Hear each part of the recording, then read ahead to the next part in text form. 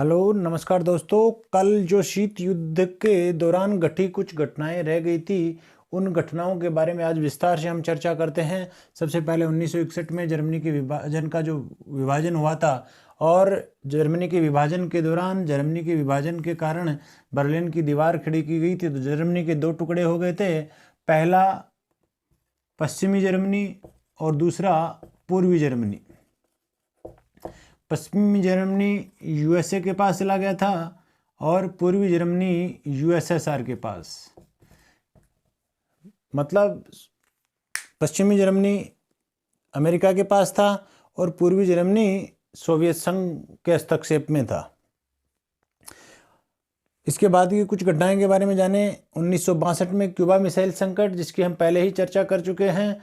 Cuba missile संकट वही जो शीत युद्ध का चरमोत्कर्ष काल के नाम से जाना जाता है। शीत युद्ध का चरमोत्कर्ष काल की बात करें अगर, तो शीत युद्ध का चरमोत्कर्ष काल 1962 में क्यूबाइल मिसाइल संकट को ही कहा जाता है। क्यों? क्योंकि जो क्यूबा था वो अमेरिका से लगा हुआ एक क्षेत्र था। अमेरिका से लगा हो राष्ट्र होने के कारण एक छोटा राष्ट्र था, और यह इस पर जो कब्जा था वो था सोवियत संघ का। यहाँ फिदेल कास्त्रो राष्ट्रपति हुआ करते थे, तो सोवियत संघ को ये चिंता सताने लग गई थी कि कहीं फिदेल कास्त्रो को बर्खास्त करके अमेरिका इसमें हस्तक्षेप ना कर ले, और उसके तख्ता पलट के बाद अमेरिका हस्तक्षेप कर लेगा और उस पर कब्जा कर लेगा तो मेरा वहाँ से नियंत्रण समाप्त हो जाएगा। इसलिए सोवियत संघ ने वहाँ मिसाइलें तैनात कर दी, जिससे कि एक ऐसा सैनिक अड्डा मिल गया सोवियत संघ को कि आसानी से अगर युद्ध हो अमेरिका और सोवियत संघ के मध्य, तो आसानी से सोवियत संघ अमेरिका को अपने नियंत्रण में रख सके। इसलिए सोवियत संघ ने क्यूबा में मिसाइलें तैनात कर दी, और उस मिसाइलें तैनात करने की वजह यही थी कि ये अमेरिका के बहुत ही पास था। इसका पता अमेरिकी राष्ट्रपति को 1.5 महीने बाद में पता चलता है, 6 सप्ताह बाद में पता चलता है। और जैसे ही इसका पता चलता है तो अमेरिका ने भी कूटनीतिक चाल चलना शुरू कर दिया, और इस तनाव के कारण अपने जहाज़ों को भी अमेरिका ने सोवियत संघ की तरफ मोड़ दिया, जिससे कि संपूर्ण विश्व वापस तनाव में आ गया। परंतु इसी दौरान निकिता क्रुश्चेव और केनेडी ने बातचीत का प्रयास किया, और दोनों राष्ट्रों के नेताओं ने आपस में बातचीत करके इस युद्ध को टाल दिया, जिसे शीत युद्ध का चरमोत्कर्ष काल कहा जाता है। ये क्यूबा मिसाइल संकट कहा जाता है। इसके बाद में हम बात करते हैं कुछ हस्तक्षेपों को, कि इस शीत युद्ध के दौरान किस राष्ट्र ने किस राष्ट्र पर हस्तक्षेप किया। तो हम पहले बात करते हैं डोमिनियन रिपब्लिक का। तो डोमिनियन रिपब्लिक था, उस पर अमेरिका ने हस्तक्षेप किया था 1965 में। चेकोस्लोवाकिया पर सोवियत संघ ने हस्तक्षेप किया था 1968 में। इसी दौरान 1972 में अमेरिकी राष्ट्रपति निक्सन चीन जाते हैं, और निक्सन की यात्रा के बाद में ही अमेरिका के सहयोग से ही चीन को यूएनओ में स्थायी सदस्यता की सीट प्राप्त होती है।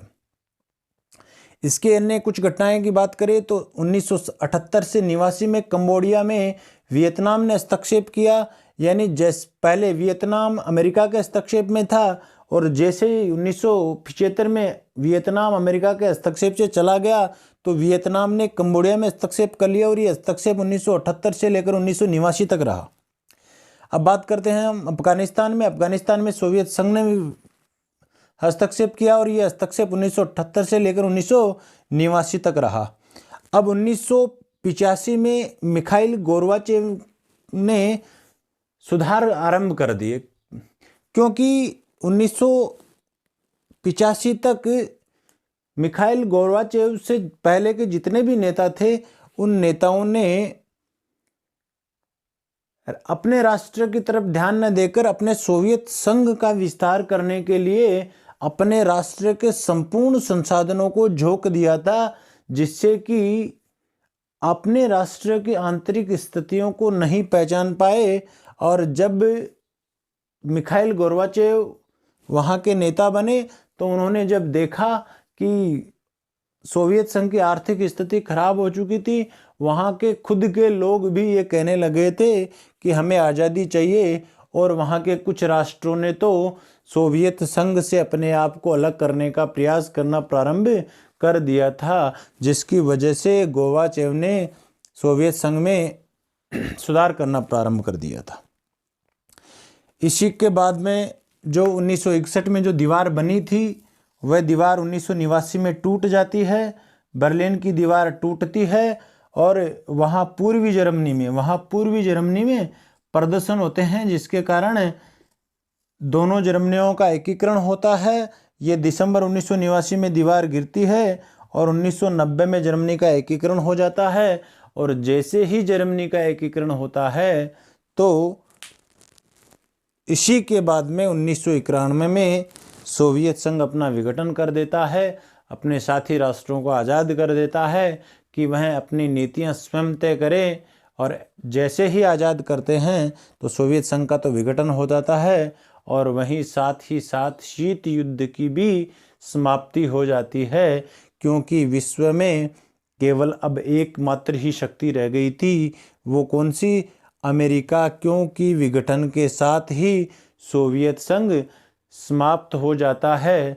जो यूएनओ में सोवियत संघ की सीट थी वो रूस को मिलती है और शीत युद्ध समाप्त हो जाता है।